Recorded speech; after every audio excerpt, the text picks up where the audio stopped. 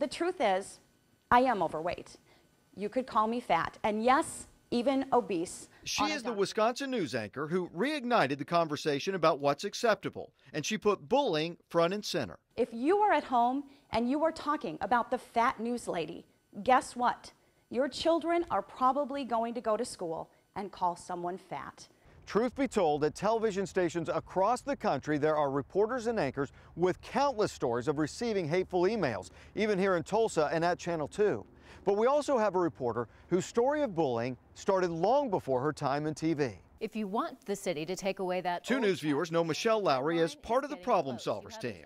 She will tell you her red hair makes her stand out. And while that may be a good thing on TV, she says it's not always been the case. I felt the shift in probably 4th or 5th grade when I realized there was a group of girls that really didn't like me, and I didn't have any reason, why. Freckled-faced and red hair, some would say she looked like the all-American kid. Michelle will tell you she got anything but the all-American treatment. They started just circling around me, and I was very afraid because I didn't know what they were going to do. She says at times she was teased, shoved, and even assaulted.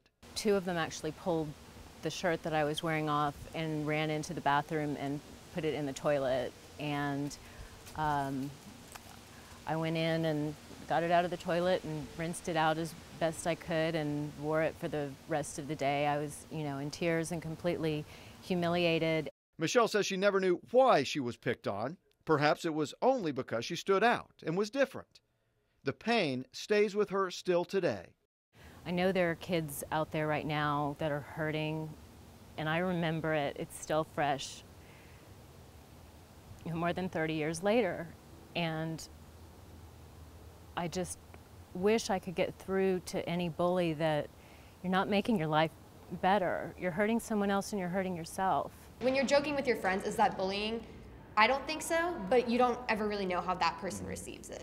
To find out more about bullying with today's kids, we met with a church youth group full of high school students from various schools in the Tulsa metro. All say bullying is a problem. Most admit they too are likely guilty of bullying at one time or another. I mean, I see bullying every day.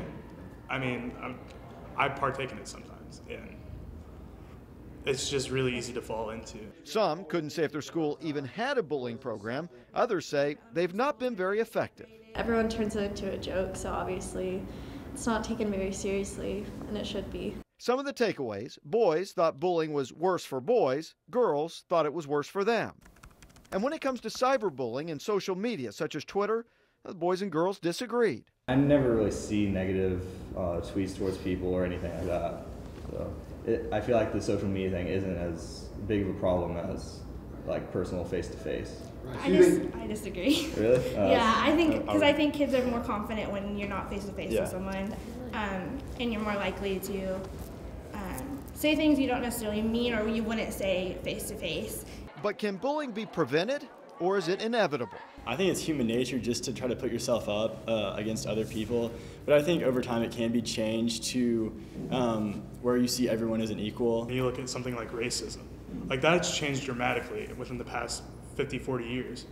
So I feel like it'll still be out there, but we can douse it and it'll change over time to where it's not such as big a deal as it is now. We're in the beginning talks. Steve Hahn with the Parent-Child Center of Tulsa agrees it will take time and progress can be made.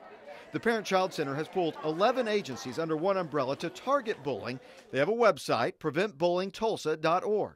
Steve says organizations can help stop bullying, but it begins with each individual. Not that all kids are going to get along, because we know that doesn't happen, but just to take the social responsibility of being friendly to a person and not isolating them and having them feel like they're a part is meaningful.